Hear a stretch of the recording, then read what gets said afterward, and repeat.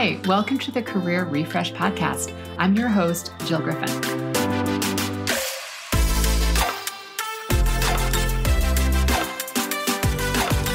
I'm a former media and marketing executive turned career strategist and executive coach.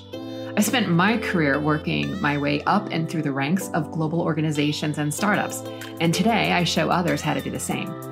Join me each week as we discuss the strategies and actionable steps to leverage your strengths, increase your confidence, and develop your career well-being. Ready? Let's do it.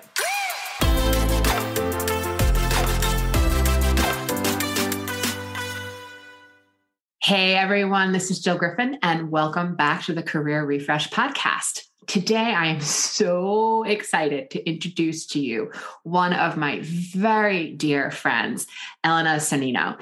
She is an author. She is a life coach, a yoga instructor, yoga teacher, certified yoga teacher, and speaker.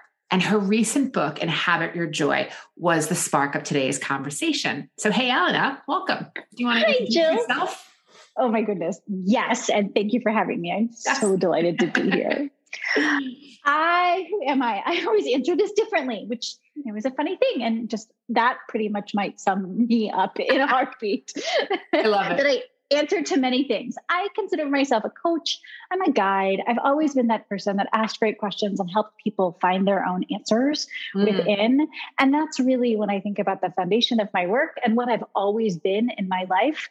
That's been at its core, at my core, whether I was an elementary school teacher, doing that in the classroom, or now as a coach with the women that I work with, who I really help move out of the shadows and behind the walls of survival mode into thriving and possibility, right through the doorways that they create by embodying their truest selves. So whenever I can get somebody into their body and connected with getting rooted, getting curious, and getting fully alive in their body, I feel like I've done a good thing. I love it. I love it. So for everyone listening, Elena to me is like just this like gorgeous cashmere blanket that you want to kind of like wrap around you and snuggle in. And what I love about her in our friendship too, is that, I am strategic. I am like hardcore business. I'm the one who's like, Colin, no BS. What are we going to do?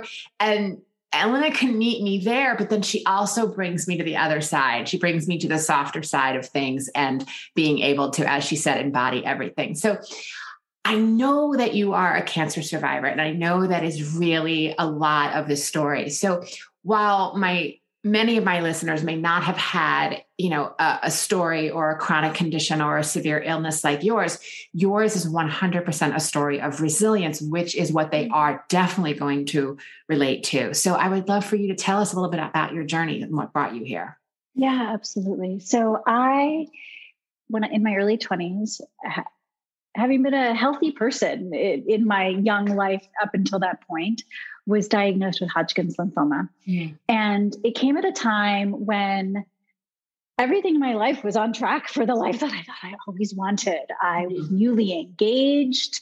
I was doing the work that I thought I wanted to do, right? I was teaching preschool at the time, knowing that I wanted to go get my master's to become an elementary school teacher because that had been the dream.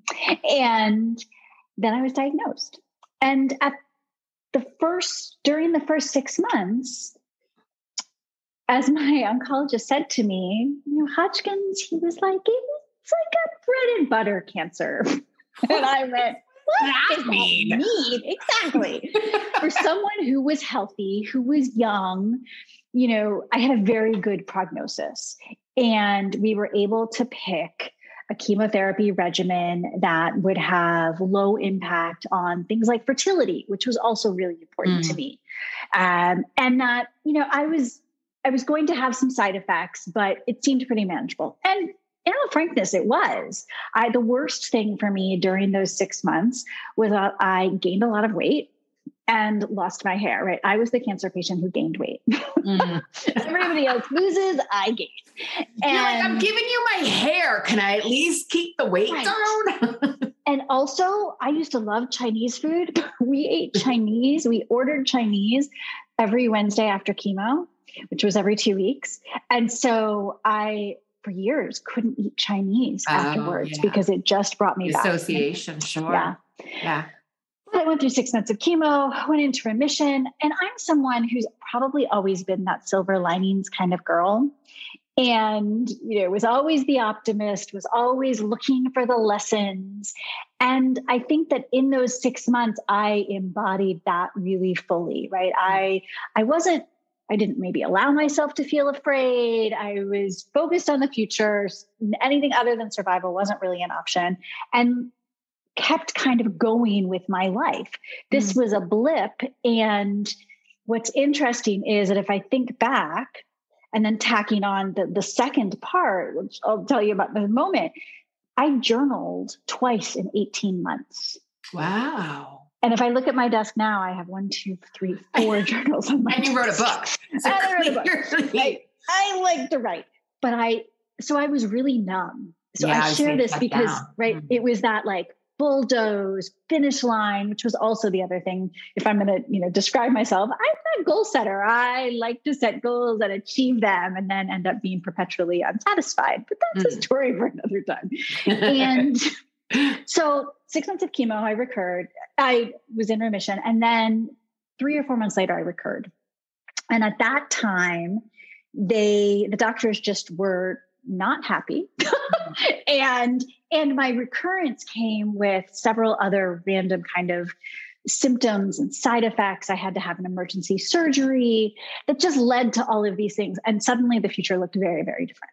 Wow. And the consultations with the oncologist became very, very different. And the choices were no longer, it's like you're at a candy store, choose whichever regimen you would like. Right. They really wanted me to have a bone marrow transplant. And this was years of transplants have come so far between, that was 1998 and now. And the good news was that my bone marrow was still healthy. Wow. And so they were able to harvest my stem cells from my bone marrow. And, eventually on June 12th, 1998, give me back my really clean, healthy stem cells. Wow. Fast forward, and that time, the silver lining was harder to find. Yeah. I'm being totally honest. I was sadder. I was angry. I was really angry. And fast forward, the fiance that I had at that time, that didn't last because, we were 24 and that's a little young for all of these things. And we just weren't prepared. Yeah. And a lot of things to be. And a lot of things, right? Yeah. And so fast forward, one of the things that happened as a result of my bone marrow transplant is that my fertility was likely to be impacted. Everything that I wanted was suddenly there was a question mark on everything. And I remember my oncologist saying to me once, so here's the thing. I don't really know that this is an if. It's really more about a when in terms of a second line recurrence. And so there was always this elephant in the room that I walked around with. What was going to happen? Is my cold really a cold? Eventually, when I did go and get my master's in education, right? Is that cough really a cough? What are all the things? Fast forward many years, and I did get married, and we decided to try to have a baby. And of course, my body wasn't cooperating like the doctor said would happen. So we went down the road of a donor egg, and we were weeks away. You'll appreciate, this was still when there were binders of donor information. It wasn't digitized. So I remember going through. A good trapper keeper filled of donor information. Right. Bewildering to me now if I think about it. Right. And we were weeks away. And I had been at the doctor's office that morning they were prepping my body for what was to come. And then I had gone about my day. I was in my classroom preparing, and I get a phone call the doctor. Okay. And the doctor says, so here's the thing, you're 5.5 weeks pregnant. Wow. And you would think that I would be thrilled. Yeah. Right. And yet I was sobbing, unhappy tears. Because they'd said it wouldn't be possible, A. And B, even if it was, they always said it wouldn't be viable. And everything that I had in my body, the idea of bringing forward something from me with all that toxicity in me was honestly scary. Yeah. Yeah. So the doctor let me cry and then said, so here's the thing. You have a choice. You can grieve, or you can celebrate until the day you can't.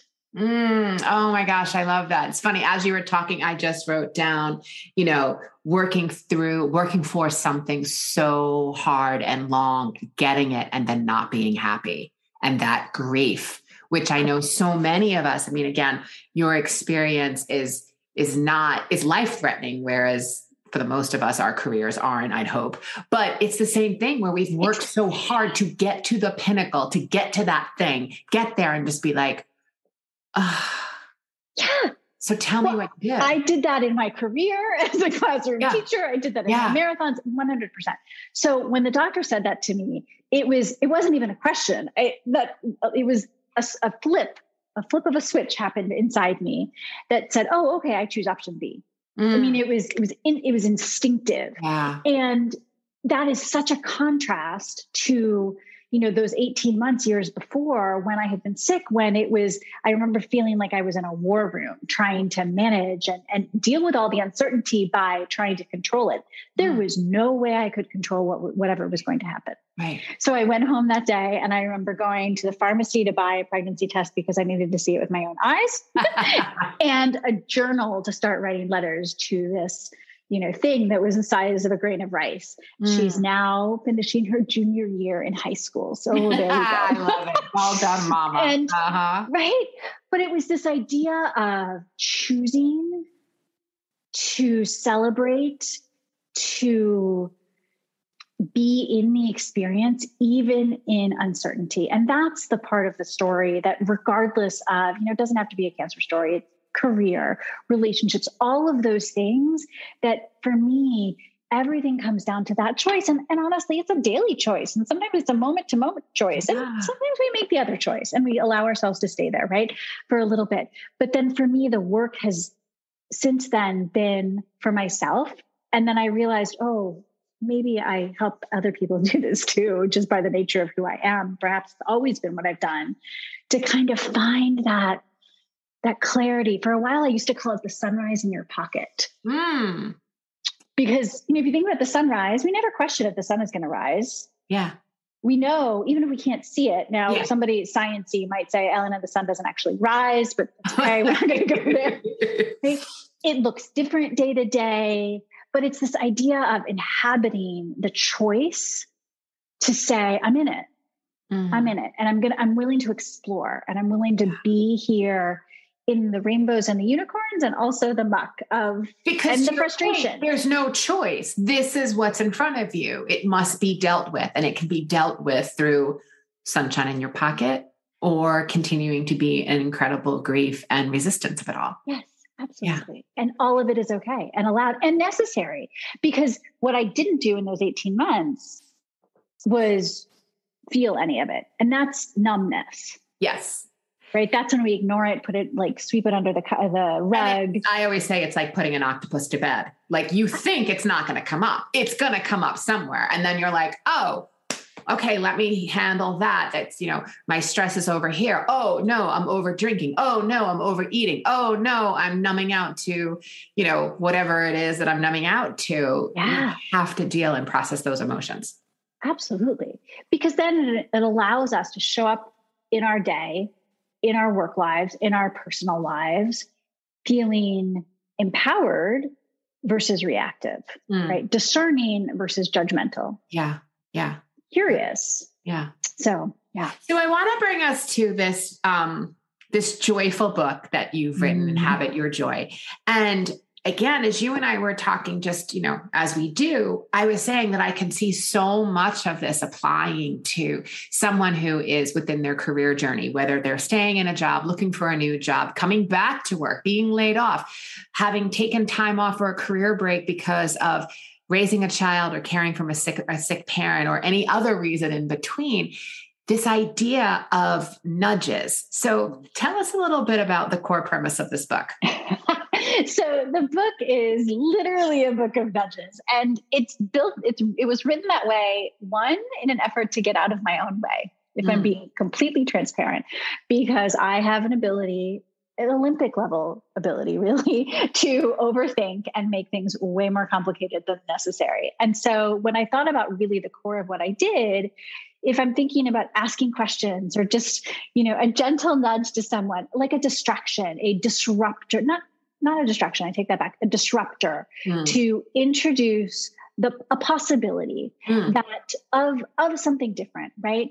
And realizing that was always something that I did, I started to approach it from that perspective of, all right, what would these nudges be about? And when I think about the idea of inhabiting your joy and being able to make that choice and what it takes to make that choice, 3 pillars emerged, right? The first was to be rooted in the present, to be rooted in your truths, to be rooted in your body, right? Rooted, centered, grounded, whatever word we want to use. And so I knew that was going to be one pillar. The second was this idea of being curious, right? We're really good at fixing. We're really good at judging.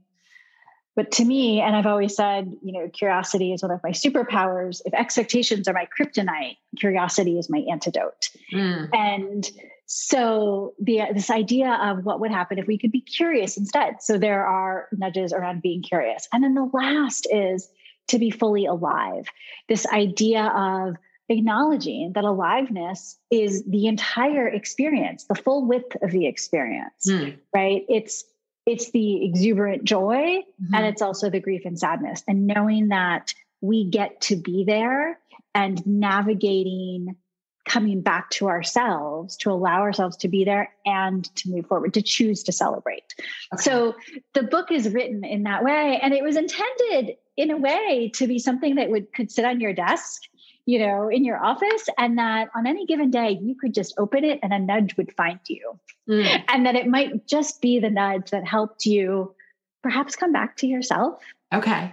Perhaps help you shift your mindset. Yeah. Remind you of the power and the energy that is yours to inhabit and be confident with. Okay. Right. Okay. And to then step towards whatever it is you wanted to step towards, feeling empowered and fully alive. Okay. So let's get it. Let's make it real for anyone who's listening, who's probably going, okay, I get it. A nudge is kind of nudging me along to have a shift in perception, a shift in mindset, maybe giving me a little bit of a refresh on whatever it is that I'm thinking or doing. So let's say that someone is, really dragging, whether it's Monday morning and they're unmotivated, or there's an enormous project in front of them and they know that they need to keep on keeping on. And that project could be anything from their daily work, or that they need to continue to interview and show up for interviews and be on and ask smart questions and really be present. What would be a nudge that would help them flip a mindset that's unmotivated? So a nudge, I love this question. There are so many, but if I'm really thinking, one, to me, a lot of things start in the body. Right? When we can come back to the body as that place of energy. So as silly as it might sound, but I think you can do this in your office, or honestly, you could go to the bathroom if you really needed to with AirPods in, and you'll hear where I'm going in just a second. But I love music. And I grew up in that era, like many of us who made mixtapes for our moods and for our friends, right? Yes. So, and now we have Spotify playlists and we listen to TikTok and all of the things, or watch TikTok.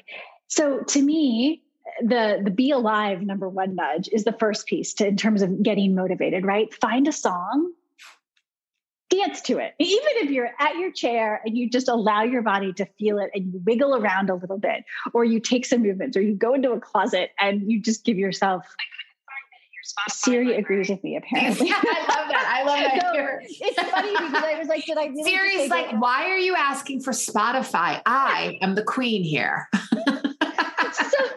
So that's one, to just turn on some music and let it move you, because that will, if we're thinking about motivation, there's a lack of energy. There's something that's pulling us down. So that this invigoration, and it's very sensory, right? It brings in the senses. The other one that I love that I'm reminded of all the time is I love the word or the phrase hot damn. Okay. It's so random and kind of so not me. Okay. I love this idea of going on a hot damn experiment. Okay. Right? So if your energy is low and you have a project and you're not motivated, just try inserting the word like hot damn and see what comes forward. Inserting words that kind of bring up your energy. Yeah. Right. So to me, there's that, this particular idea of not being motivated really invites in the nudges around aliveness. To remember that we get to bring our energy and choose our energy. So that's one place I would I love it. And it makes me smile. Do you find or recommend to people that they create a playlist of music that they have like on the ready or on the go so that they're not like I do searching for something when they just need to be uplifted or create whatever the absolutely the opposite of unmotivated is for them? Yes. So in a moment of feeling motivated or as if you've got good energy. I mean, I ride the Peloton. So whenever I hear great music on a ride, I'll heart it. So then I remember to go add it to a Spotify playlist, right? Great. But you could do this in all the different places we take in sounds, just beginning to notice and play it. I mean, you could frankly go on Instagram or TikTok and find something. And that would probably, if you watch a reel, then you'll probably find music there. Right. Okay. I love it. Okay. So let's go to another one. Let's say that you need to prepare your mindset for a job interview, or this, it's back and forth. We're hearing that some companies are trying to interview and give you a response within 5 days because they know that the process has been really dragging out and it's hard to keep candidates warm, especially in this market where candidates have much more choice than they've had previously. So whether it's a job interview or whether you're going back for the first interview or the second or 10th, right? If you're in that, internal, external, like what would you recommend for a nudge to get your place into a state of play for a job interview? What nudge would you recommend? Yeah. So the first one that comes to mind is be rooted number 6. And it's the idea of choosing one word. And the reason I love this, we think, words, people pick words for the year. They pick words for all sorts of things, right? And words have power. And to me, it's less about the word and more about a feeling, right? Again, it kind of comes back. But if I really think about when I'm preparing for something, how I want to feel at the end of that thing. So if you're going into an interview, right, how do you want to feel at the end of that interview that you get to control? So if you then pick one word and then you take a moment, right, and consider. So at the end of my interview, I want to feel blank. That word chooses you oftentimes. And then pause and just notice. Is there a color that represents that word? Is there an image that represents that word? But really allowing yourself to kind of feel it and maybe even think of, other mentors or people that embody that word so that when you're walking in really supported by this energy of what you want to cultivate. I love that. I love that. So that's the first. The other one that comes to mind is this idea of before you go in, because sometimes we have all the thoughts about what could happen. We have expectations. Taking a moment to take like a power pose. And this is one of the be alive nudges, but just that actually can work too, because most interviewing is being done on video right now. So people can actually do it at home in the privacy, whatever room they're interviewing in. Absolutely. And so if you have a word, then you can really feel that word into, right? So for me, my shape is standing, even seated, even just doing this and opening my arms and lifting my gaze opens my heart. And so then I'm really standing in my power and in that energy that is mine to illuminate. And so we're not on video, everyone. She's kind of putting herself as sponsored by the letter Y. If we're thinking about Peloton, right? But she's standing in a very wide stance with her arms out and just sort of stretching in a stretch, kind of bringing in energy mode. Love it. Yeah. Okay. Let's do one more. So what about anxiety? I hear a lot about Sunday Scaries, people getting ready on Sunday, the day before work or the day before a big event, sort of trepidation, maybe a little bit of anxiety, low hum of fear. What would you recommend as a nudge to get them out of that state of mind? So my favorite nudge for this is a brain dump. And I learned this practice after reading Julia Cameron's The Artist Way, which is about creativity. But what I realized was that by journaling, by just allowing my thoughts to exist on paper, I was giving them a place to exist that then I didn't have to hold on to them. So if I wake up with a lot of thoughts on my brain, or I know that I'm looking forward to an afternoon session, a client session, a meeting or whatever, and I don't know what's coming, and all of this catastrophizing is happening in my mind, I just take a moment, and sometimes it can be, 3 minutes, 5 minutes. You can use a Post-it, the back of an envelope or a journal, and whatever's in your brain just goes onto the page. So sort of like Marie Kondo it. Take everything out. Marie Kondo the brain. And put it. Yeah.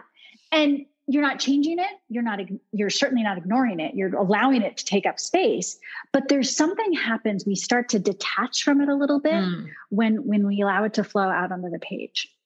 And so it's a little bit like, it is 100% Marie Kondoing, right? I think of it as decluttering. Yep. So yes. Yep. I love it. The second, and this goes along with that, is the question, what do I know for sure in this moment?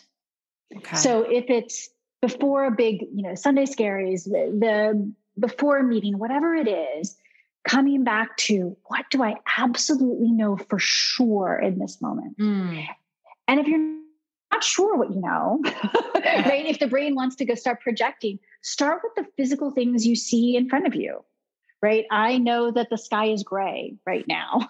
I know that there is a bluebird outside my window. Yeah. I know that my desk has a lot of stuff on it, right? Start with that. And then just allow, because it brings you back to the present. And it brings a lot of times to what you can be certain about. You can be certain that the sky, if you're looking at it, is blue at this moment, or it's gray, or there's a bird outside your window. It's bringing you back to certainty. Yep. I see that. I see that. Yeah. Yeah. Awesome. So those are both two different being rooted nudges that I think would help. I love it. Okay. So tell everyone where they can find you, where they can get your book, if they want to read more about your work, how they can use this work, your work in their daily work. Tell them. Absolutely. So tell the people, you can find me on my website, elenasonnino.com. There is a tab for the book. You can go there, find it. And there are practices, all sorts of deliciousness that you can find at the website. And the place on social media to find me is Instagram. I like to hang out there and occasionally do really silly reels. That's right. We might have done some of those silly reels together. We have. Yes. We were full of delight.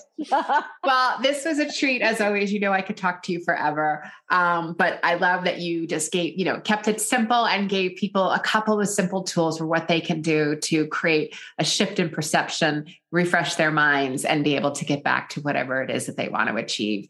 And in a fun and simple way, right? A different way than what they typically hear around career and work. So I thank you. I love you. You know that. And this was a real treat. So I'll probably call you later. Thank you, Jill. I love you too. I love it. I'm in. All right, my friend. We'll talk soon. Bye. Okay. Bye.